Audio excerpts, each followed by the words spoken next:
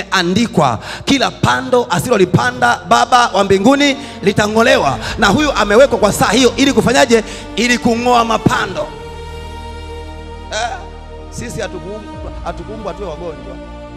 Ukimwona mtu yuko hapa wamemfinya kabisa hivi, ujue kabisa huyo amefinywa na watu wengine, na hataki kung'oa, hataki kusimama, hataki kushindana.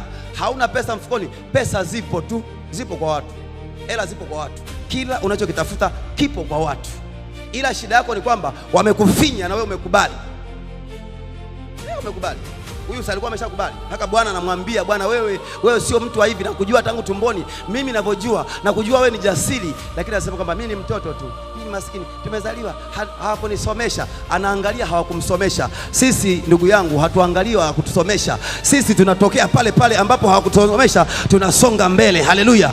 Tunapiga vile vile kwenda mbele. Tunatoka ni majasiri kama simba. Tunapita popote.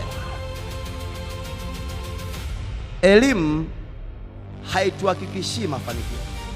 Elimu ni taa inayotumulikia tuyaangalie nini? Mafanikio. Lakini haituhakikishii mafanikio.